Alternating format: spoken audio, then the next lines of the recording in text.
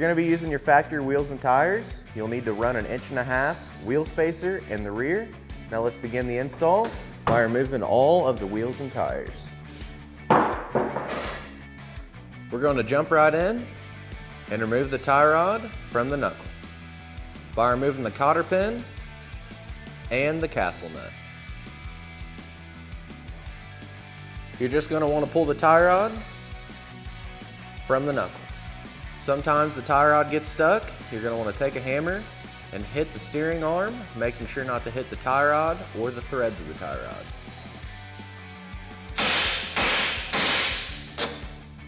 Cut the zip tie off the boot on the tie rod. We're going to pull the boot down off of the rack. We're going to go ahead and remove the inner ball and socket. We're going to use an adjustable wrench today. If you're using a factory tie rod set, which we're not, we're using SuperATV's heavy duty tie rods, you'll just want to use a big pair of channel locks.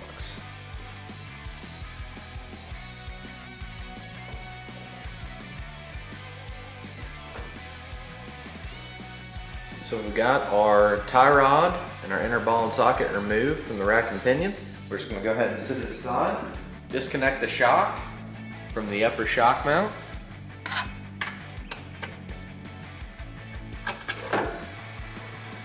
And just flip it back out of the way.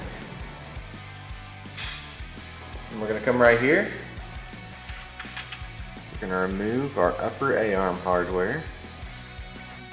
Pick up on the A-arm, push the bolt out.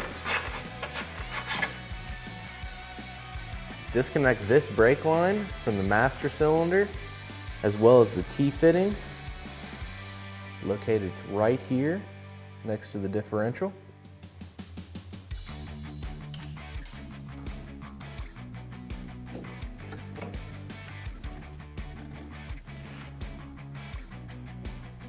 Once it's removed, we're going to go ahead and grab our provided brake line from the kit. We're going to install it with the curved portion to the master cylinder, and then the straight side is going to go towards the T-fitting. So we'll start off by just getting it into the T down here. Got it good and started down there. Now we're going to go ahead and get it started on the master cylinder. Once you have them both started, go ahead and fully tighten it.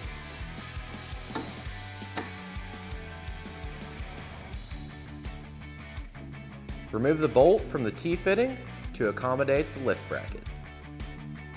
Use the provided M10 by 60 millimeter bolt to attach the bracket. You want to make sure that you have the bracket that angles towards the front. This is going to be the driver's side, and the passenger side will be oriented the same. So we're going to go ahead and slide it into place here.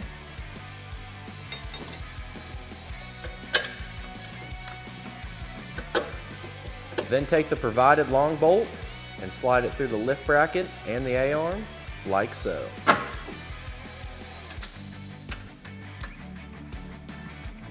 Then press down on the A-arm, line the shock up in the bracket, and we're going to go ahead and use our factory hardware to attach the shock to the lift bracket here. Go ahead and start your nut on your factory shock bolt, as well as the bolt that we installed attaching the bracket to the factory shock mount. And you're going to want to go through, fully tighten all the hardware for the upper A-arm, the shock, and the bracket. Grab your provided steering stop. You're going to slide it over the shaft of the rack and pinion, just like this. Then you're going to get your tie rod. You're going to want to apply some blue Loctite to your inner ball and socket threads here. Then you're going to reinstall your tie rod as well as the inner ball and socket.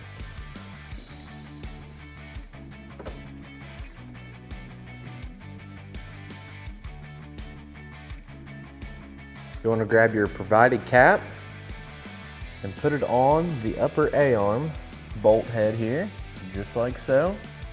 Then you'll want to go through, make sure all your hardware is fully tightened, and then repeat the steps for the opposite side. Now we're going to head on back here to the rear. We're going to go ahead and remove our upper shock bolt.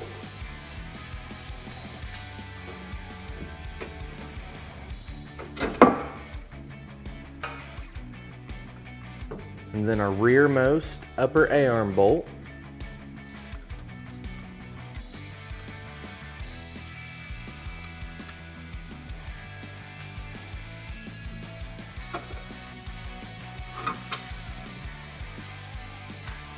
We're going to grab our driver's side bracket. You'll know it's a driver's side when it's angled like this, so it kind of has an angle that goes away from this bracket here. And also whenever you lay it up onto the machine, on the inner portion of the A-arm, just like this, it should be sitting flush.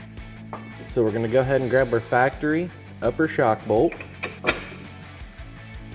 Then we're going to grab our M12 by 100 millimeter bolt. And we're going to slide it through the bracket as well as the A-arm. Just like that. And we're going to grab our M12 by 70 millimeter bolt. And this is what we're going to use to attach the shock to the bracket here. Just pick the shock up, line the bracket up,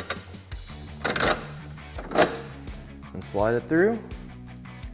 We're going to grab 2 M12 nuts and then our factory nut for the upper shock bolt here.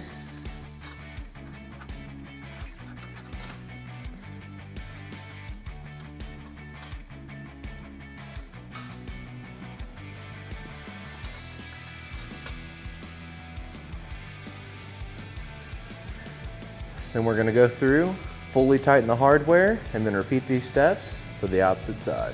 All that's left is to bleed your brakes, reinstall your wheels and tires, and remember, if you are using your factory wheels and tires, in the rear you'll need to use an 1.5 inch wheel spacer, and that's how super easy it is to install SuperATV's 2-inch lift kit on this Kawasaki Teryx 4.